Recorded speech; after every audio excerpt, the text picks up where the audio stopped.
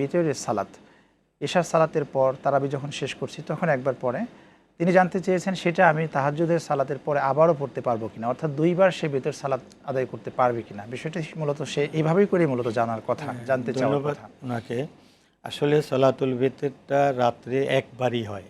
আচ্ছা, বেতের মানে বেজোড়।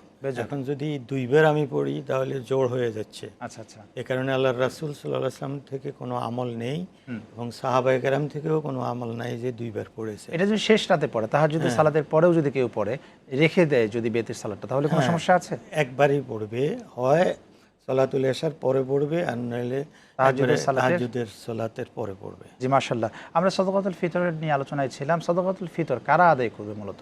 এখানে যেমন হচ্ছে পিতা মাতা, একটা সংসারে একটা পরিবারে যদি ৫-৭ জন থাকে, তাদের মধ্য থেকে কে সাদাকাতুল ফিতর আদায় করবেন মূলত? সেখানে যে কোনো একজন আদায় করতে পারেন, বাবা অথবা মা অথবা ভাই, তিনি আদায় করবেন, পুরো ফ্যামিলি থেকে আদায় হয়ে যাবে, কোনো সমস্যা নেই।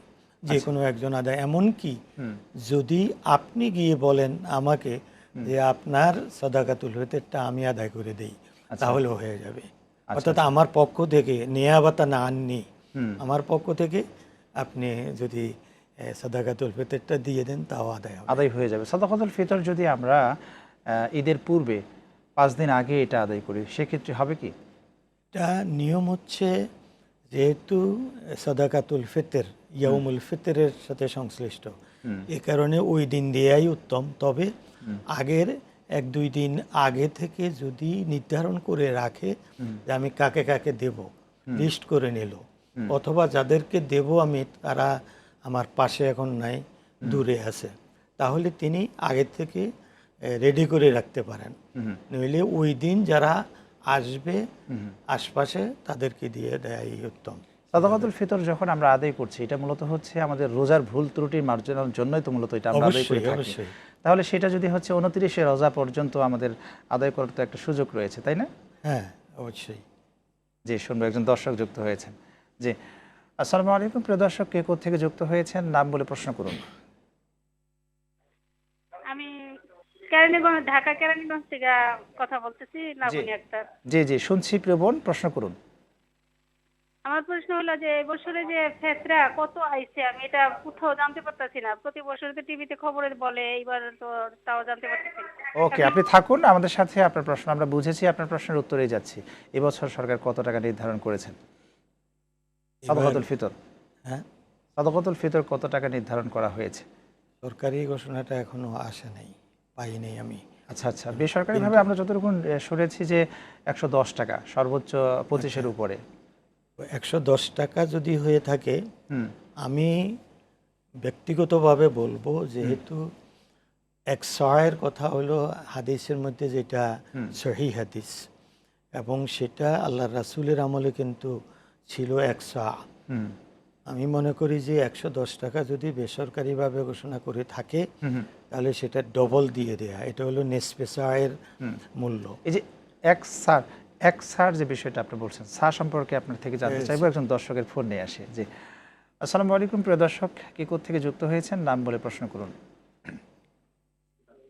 জি, আসসালামু আলাইকুম। হ্যালো। হ্যাঁ, শুনছি, আপনাকে প্রশ্ন করুন। আমি জানতে চাচ্ছিলাম যে এখন তো শবে কদর, আজকে তো এখন মানে আজকে শবে কদরের রাত্রে তো আসলে সারা রাত থাকে, মানে সারা রাত তো সজাগ থাকে এ করতে হয় না, ইবাদত করতে হয়। সারা রাত জেগে থেকে ইবাদত করতে হবে কিনা, এই বিষয় সম্পর্কে সম্ভবত আপনি জানতে চেয়েছেন শবে কদরের রাত্রে।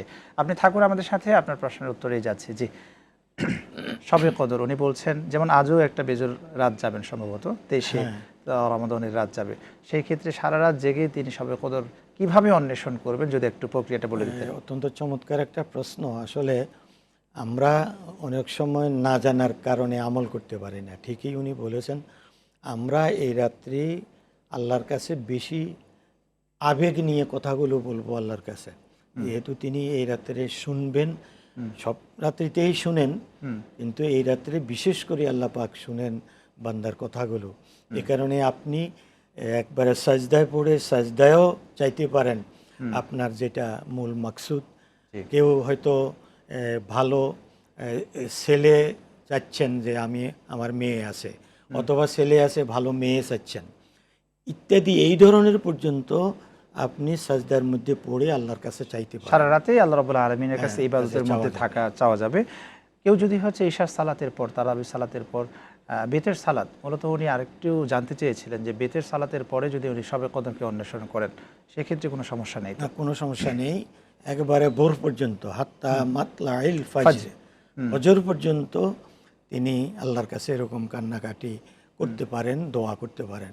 এই দিনে বেশি কান্নাকাটি এবং দোয়া এটা করাটাই উত্তম।